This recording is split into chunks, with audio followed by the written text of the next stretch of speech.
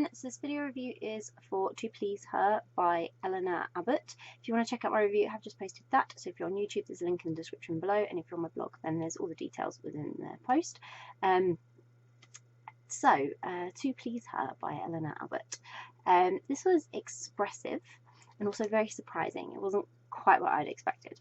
So Sabrina, who is a trans woman, bumps into Delilah on her way to work, and it's an introduction that neither of them can actually forget about. So Delilah's kind of occupying every thought Sabrina has, and then a chance to explore being a submissive for Delilah comes along. So then Sabrina's really excited by that, even if it is just the promise of one night, which makes her a little bit on edge.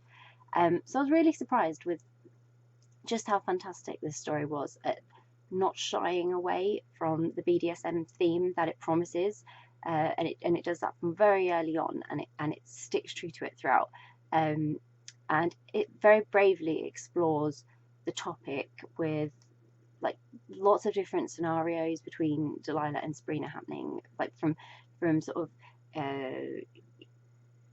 of what you usually read about when you get a story, like an erotica based story like this one, to some slightly more out there theories with it, or ways of expressing yourself with it. And I thought it was very brave to sort of explore all those possibilities, especially again with a trans character as well and everything. It was great representation and just showing another dynamic of people in a relationship that works for them. Loved that.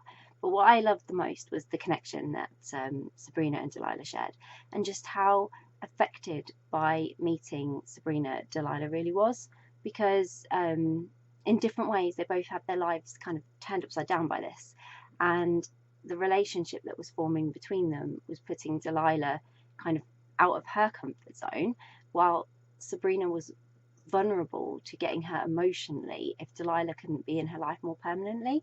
So they both had these vulnerabilities, but they also had this want and desire to be together, but also not quite what each other wanted from it, without their life being all disrupted, and it was a real journey they were on. But there were a lot of themes and scenes that, like I say, were not for the faint-hearted, but so many as well that while they were uncomfortable for the characters, they really helped to inject a little bit of humour into the story, and tackle important subjects like homophobia and other bits and pieces that, you know, judgment of way people live their life, their lifestyle, all that sort of thing were covered.